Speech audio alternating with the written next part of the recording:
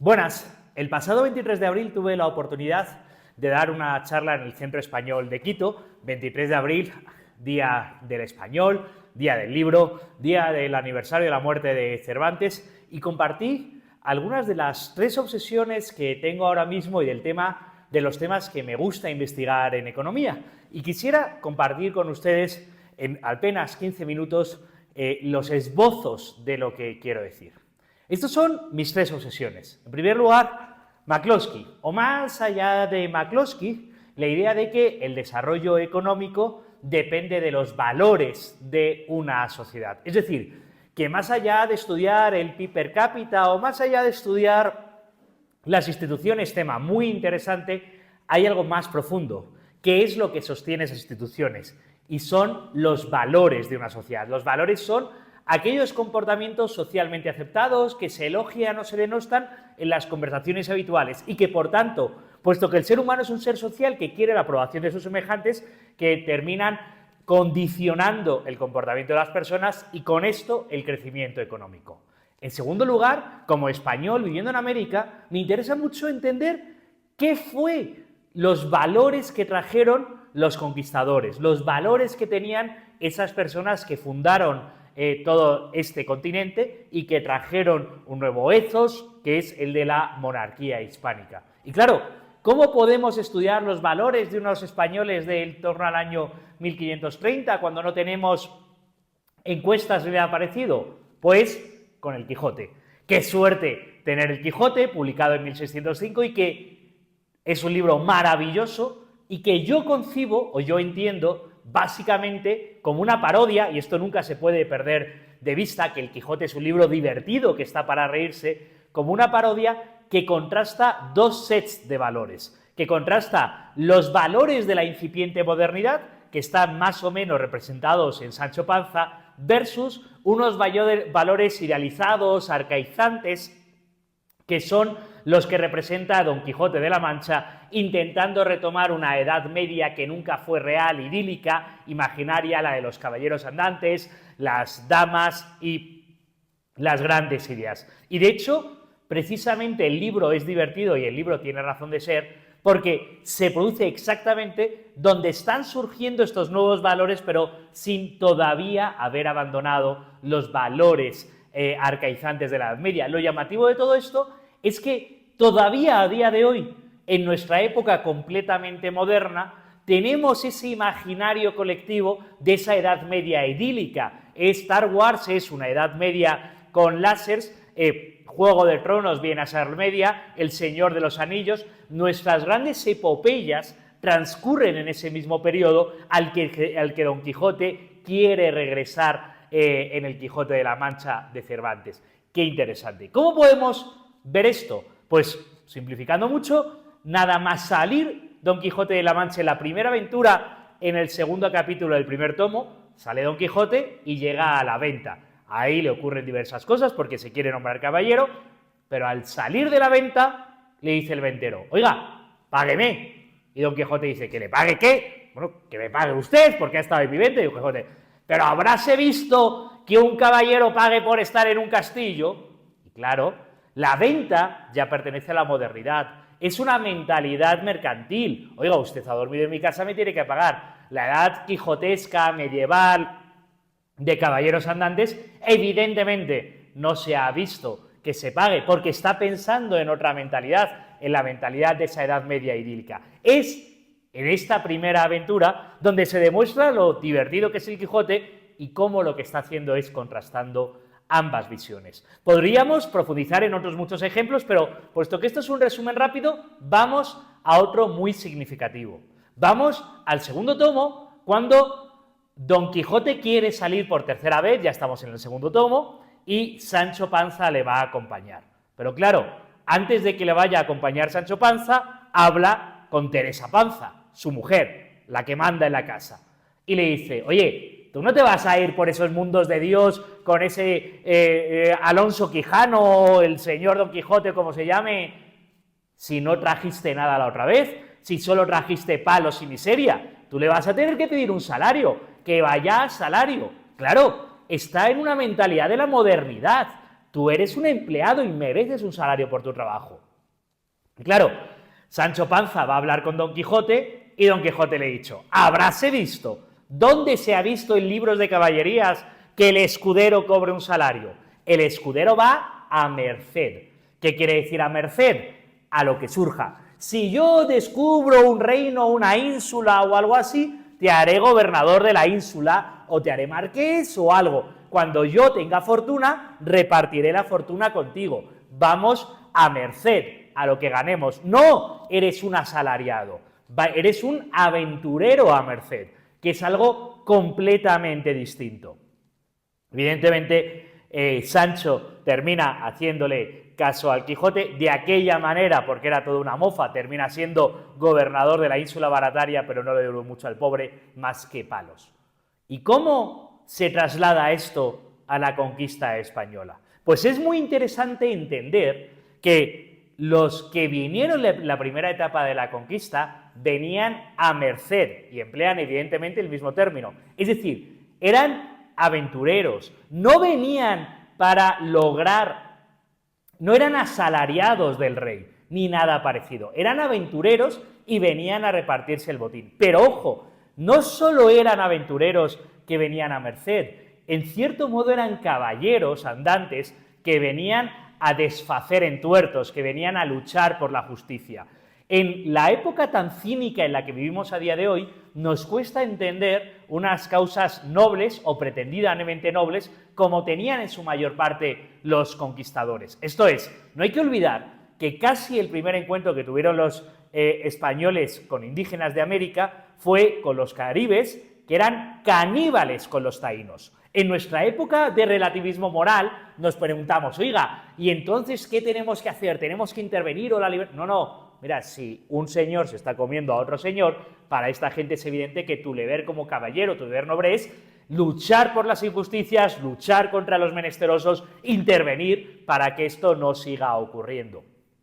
Además, no hay que olvidar que esta gente era verdaderamente creyente y no hay nada que te pueda condenar peor que no vivir en la cristiandad, porque ellos creían que ser cristiano te daba la vida eterna y te salvaba para la vida eterna, que era lo más importante. Y claro, ellos entendían que tenían que luchar por expandir la buena nueva, por evangelizar y de tal manera salvar las almas de todos esos otros seres humanos. Ese era el acto más generoso y comprensivo. Por tanto, estos conquistadores eran más quijotescos de lo que parece. No venían por un salario y no venían solo por los beneficios que se hacían a merced. Venían sobre todo porque querían expandir el bien. Y claro que también les gustaba ganar riquezas y ganar territorios, aunque a la inmensa mayor parte les fue bastante mal. Tan solo podemos nombrar quizás los 174, cito de memoria, de Cajamarca, que sí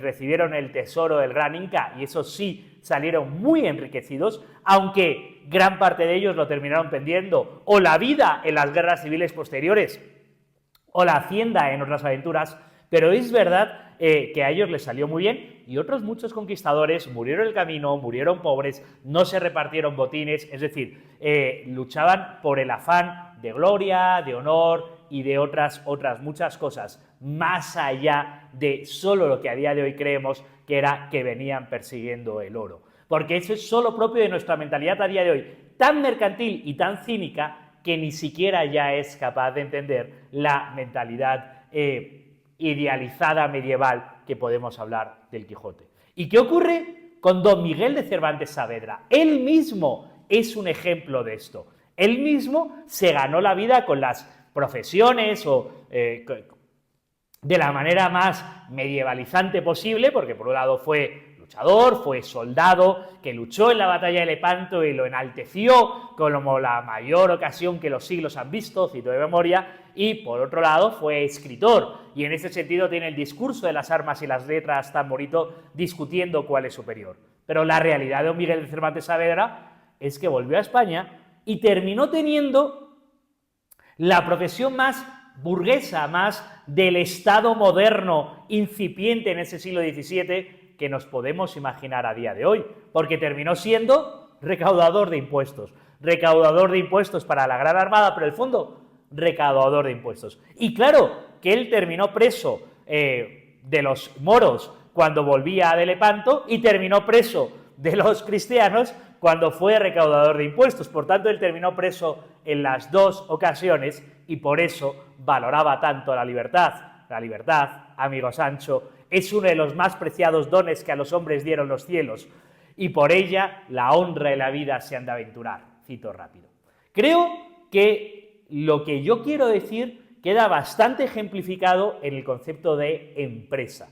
¿Cómo se entiende la palabra empresa? Porque para el Quijote, empresa es una aventura. Cuando Don Quijote dice me voy a una empresa, quiere decir me voy a una aventura. E incluso dice a veces como, estando en esta empresa no podía dedicarme a la otra o ya dedicaré a esa otra empresa. Es decir, él lo tiene claro que empresa es aventura y que hay que ordenar. Sin embargo, cuando llega la conquista de América, empresa ya tiene un significado ambiguo. Por un lado, lo de Pizarro también se llamaba empresa y era una empresa en el sentido de aventura y también era una empresa parecido al sentido jurídico que le damos a día de hoy, en el sentido de que era una empresa porque había que poner capital que pusieron Almagro, Pizarro y Luque, y en el sentido de que era una empresa, en el sentido de que era algo jurídico. Ojo, que no era de la corona. Esto hay que tenerlo muy claro, la conquista española de América fue con permiso de la corona, pero no con capital de la corona. Fueron empresas, en este sentido, privadas, que arriesgaban su propio capital y lo que hacía la corona era conceder el permiso de exploración y conquista y reservarse el quinto real y repartir las mercedes, los honores que se hacía. En ese sentido se firmaban las capitulaciones. En el caso de Pizarro fueron las capitulaciones de Toledo, donde era un contrato entre Pizarro y la corona sobre todo aquello que se iba a conquistar y lo que se iba a hacer. Pero puesto que se hacía con capital de Pizarro, de Almagro y de Luque, puede que haya otros financistas privados, luego se disputaban. Por eso se entiende mucho mejor las disputas que vinieron después entre Almagro y Pizarro, entre almagristas y pizarristas, porque no era exactamente que ellos estaban subordinados, ellos eran los propietarios de su propia empresa en el sentido de aventura. Y los soldados que iban a esa empresa iban por su propio sentido de aventura a merced, pero claro, que aún así la empresa requería de capital, había que poner los barcos, había que poner la manutención, etcétera, etcétera, y por tanto se hacía. Fíjense que esto es completamente distinto de lo que ocurre solo un siglo después en la conquista inglesa de América del Norte, donde, por ejemplo, Penn, en la conquista de Pensilvania, sí hace una empresa y sí vende derechos de propiedad y vende terrenos de esa empresa, y en ese sentido, a pesar de que Penn tenía un ethos de la conquista que era el ideal cuáquero, está haciendo una empresa mercantil y está vendiendo derechos de conquista y está recibiendo de la corona privilegios para ello.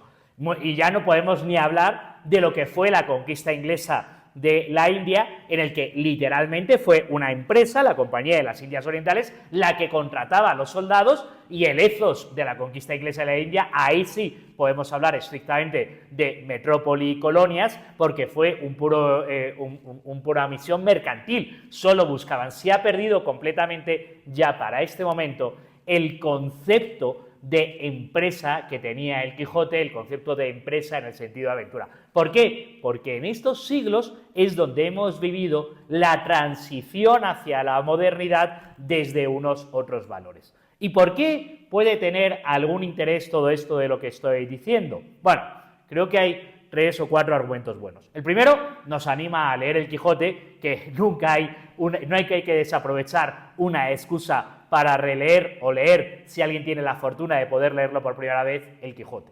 En segundo lugar, creo que nos permite entender Hispanoamérica. ¿En qué sentido? En el sentido de que Hispanoamérica lleva todos estos siglos luchando en su engarce con la modernidad. Está todos estos siglos cuestionándose cuál es su lugar en la modernidad globalizada. Porque probablemente el ethos, el fin, la concepción humana de lo que es la vida, en gran parte marcada por cosmovisiones indígenas que se integran con la cosmovisión que traían los conquistadores, que es la España del barroco, que son las ideas del barroco, que son las ideas de una incipiente modernidad. De una modernidad que están haciendo en la práctica, pero que todavía tiene muchos rezagos de ideas previas. Y en ese sentido, creo que se puede entender mucho mejor lo barroco de la sociedad hispanoamericana y en ese sentido entender su actualidad desde esta configuración de su pasado, que creo que es bastante interesante. Y además creo que es bastante interesante entender en positivo. Es decir, por un lado, claro que son importantes las virtudes burguesas, los valores de la burguesía, los que nos llevan a esa igualdad entre los seres humanos, a esa búsqueda de la prosperidad material, a ese vivir mejor, entre otras cosas, desde el dispositivo del que yo grabo y del que tú me estás escuchando ahora mismo. Gracias por ello. Pero también son importantes resaltar los valores caballerescos, quijotescos. Fíjense cómo ahora lo utilizamos casi como algo denostativo del Quijote. Esos valores que todavía y que tiene Hispanoamérica y que son tan importantes. Valores de trascendencia, valores de unidad, valores de lealtad, valores de virtud, valores de fortaleza, valores probablemente antiguos para el tiempo moderno en el que vivimos, pero que todavía están en Hispanoamérica y que son tan importantes porque nos configuran y nos hacen ser mejores. Y quizás el reto es compaginar estos dos sets de valores, compaginar estas ideas para ir más allá. Y por último, creo que es interesante leerlo y entenderlo para entendernos a nosotros mismos y pensar cómo prosperar y ser mejores. Espero que les interese, espero sus comentarios para poder ayudarme y ampliar en mis investigaciones y espero que podamos seguir hablando de estos temas que a mí tanto me apasionan. Gracias.